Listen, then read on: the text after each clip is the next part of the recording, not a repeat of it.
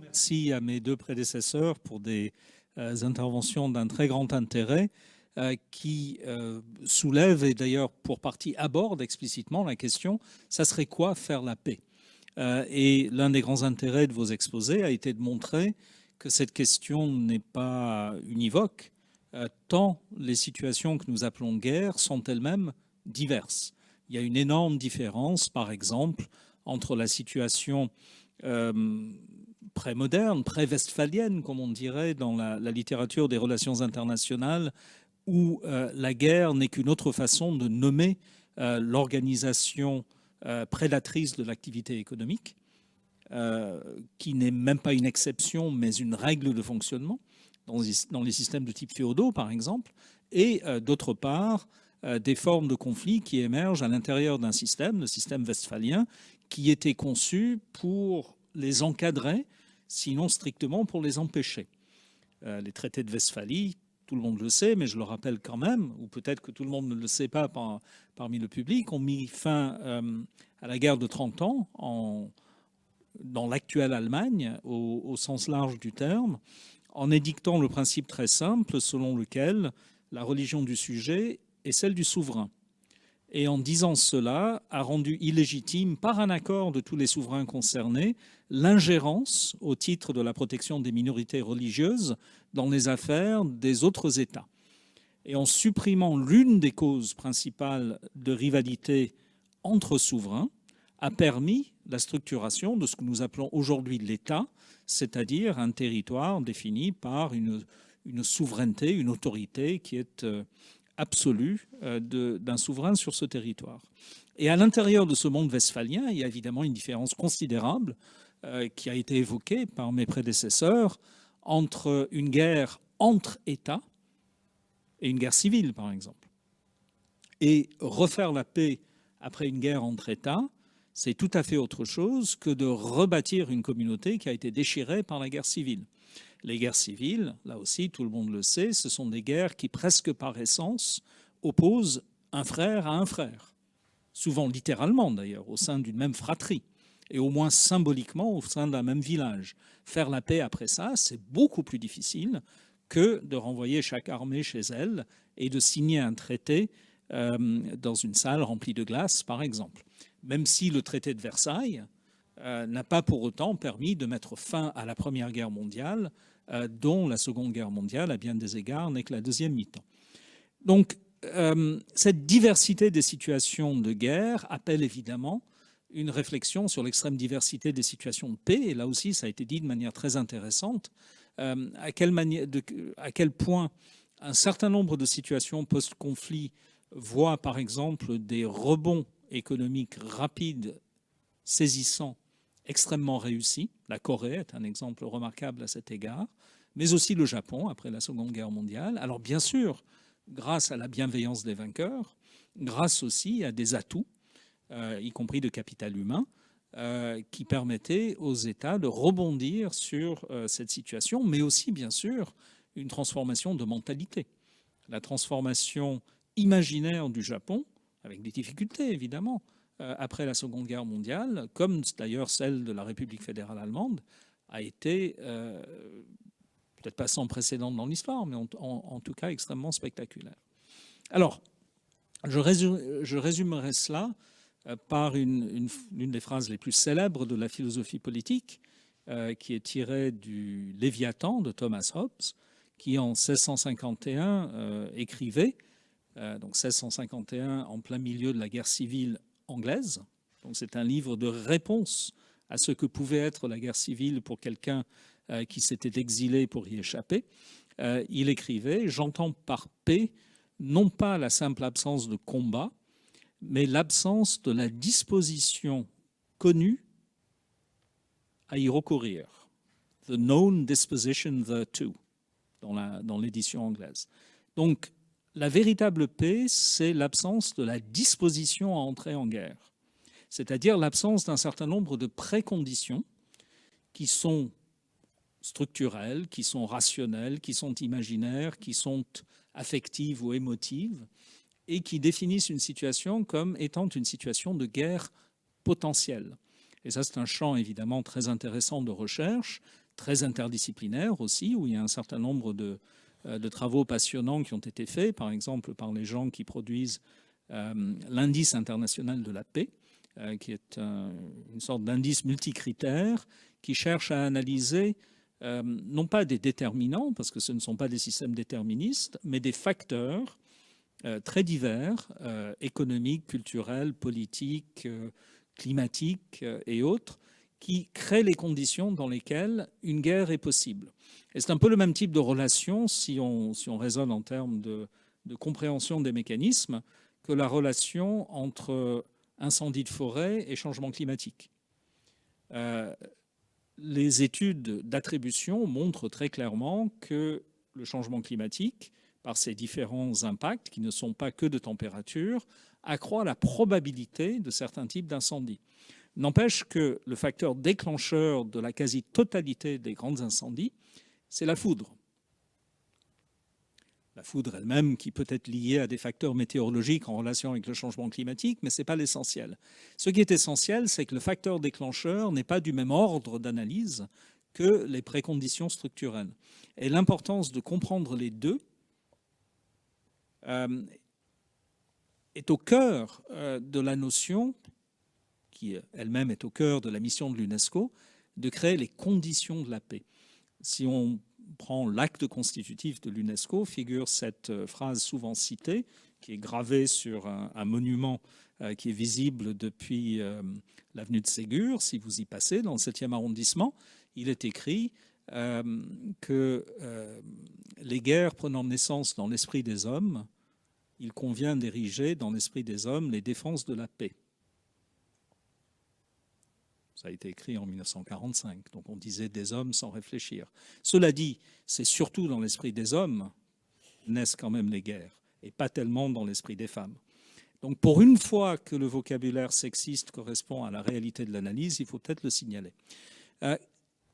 Et précisément, c'est quoi ces conditions de la guerre qui naissent dans l'esprit des hommes? Et là, me semble-t-il, les exemples que nous avons des processus de réconciliation après les conflits sont extrêmement intéressants parce qu'ils montrent l'absence de recettes simples pour produire les conditions d'une paix véritable. C'est-à-dire pas simplement un armistice, pas simplement ce silence des armes ou cette fin du combat apparent dont parle Hobbes, mais une paix qui se définit finalement par le fait qu'on ne songerait même plus à combattre. La paix, c'est l'absence de guerre. La véritable paix, selon Hobbes, c'est cette absence de guerre-là, c'est qu'on n'y penserait même pas. Dès qu'on pense à la guerre, elle est, pour certaines situations, une réponse rationnelle. Et ça, les économistes maîtrisent bien, justement, ces schémas de compréhension de la rationalité du recours à la violence. L'exemple électoral était saisissant et extrêmement intéressant à cet égard. Pourquoi est-ce qu'on le fait? Parce que ça marche. La preuve. Mais évidemment, les acteurs en question n'ont pas attendu les big data pour savoir que ça marche. C'était inscrit dans leur connaissance pratique des situations qu'ils avaient à gérer. Les données quantitatives révèlent une connaissance pratique que les acteurs avaient déjà. Pour que la guerre disparaisse comme possibilité, il faut d'une certaine façon qu'elle devienne impensable. Et on a quelques exemples de ça. On a des exemples de réconciliation nationale, par exemple, qui paraissent avoir créé des situations où l'idée même de reprendre le conflit serait inimaginable. La guerre civile irlandaise, je la prendrai comme exemple parce que je connais cet exemple, qui a lieu de 1922 à 1924 et qui oppose ceux qui ont soutenu le traité de partition signé avec le Royaume-Uni et ceux qui s'y opposent, a été à l'échelle d'un petit pays qui sortait d'une guerre d'indépendance, une guerre civile très douloureuse, d'autant qu'elle a vraiment opposé frère à frère au sein des mêmes fratries. Elle a laissé des cicatrices extrêmement profondes dans l'imaginaire, dans l'organisation politique, qui, dans les années 60 encore, était au cœur du fonctionnement du système électoral.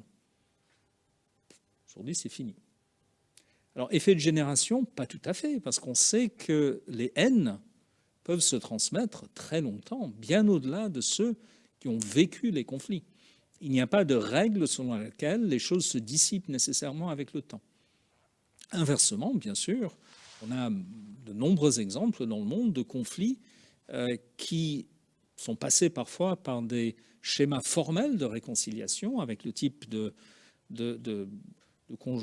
mélange, disons, d'amnistie, c'est-à-dire de processus d'oubli, et de justice, de processus de punition symbolique, avec un dosage subtil entre les deux, pour qu'il y ait assez de punition pour que chacun comprenne que les deux parties ont été prises au sérieux, et assez d'oubli pour que tout de même, il reste des gens pour faire la paix.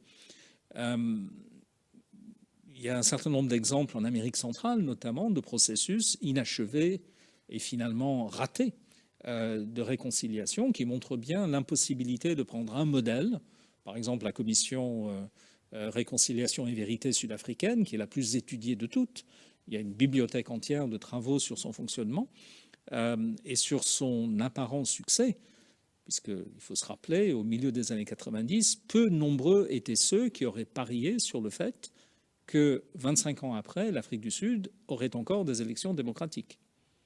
Ça ne veut pas dire que tout va bien, mais c'est un succès extraordinaire, qu'on oublie presque de saluer, tellement il nous est devenu familier aujourd'hui. Dans d'autres pays, ça n'a pas marché. Il y a un certain nombre d'exemples africains ou de telles commissions n'ont abouti à rien.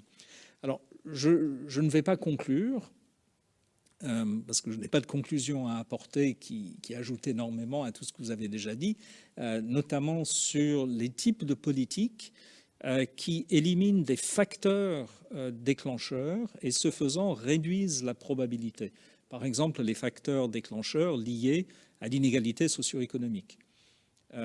Les accords de paix en Irlande du Nord n'auraient probablement pas fonctionné s'ils avaient été uniquement d'ordre politique. Des accords entre parties garantis par des États tutélaires, Royaume-Uni et République d'Irlande.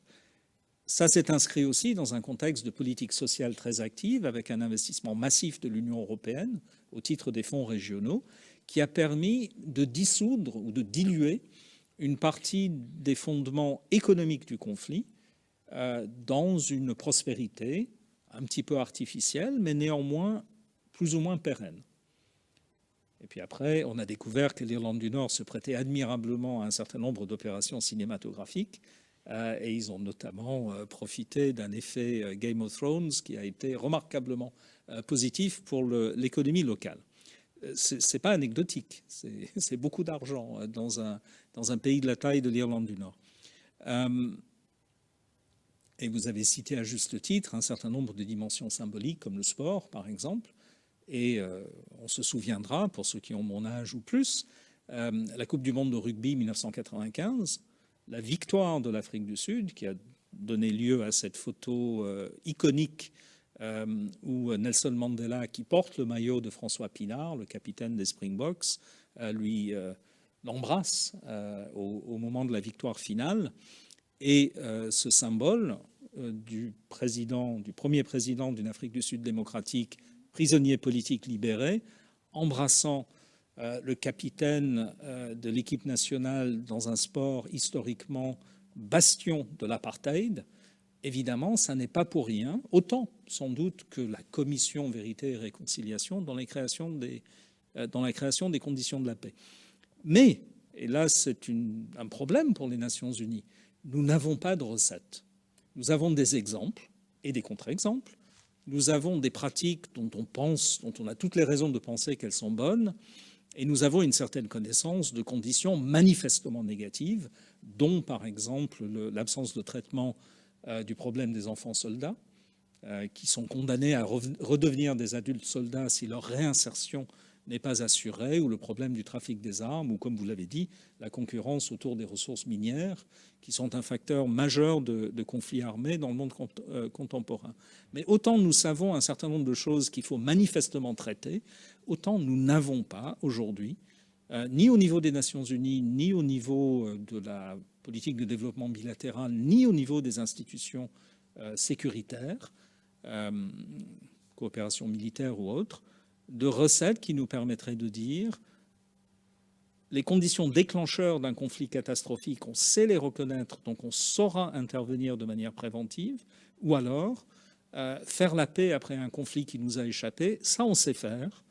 On ne pourra peut-être pas tout empêcher, mais au moins on pourra y mettre fin vite et reconstruire. Un monde idéal, un monde où les défenses de la paix seraient érigées dans l'esprit des hommes, au moins la plupart du temps et dans la plupart des endroits, nous en sommes encore loin.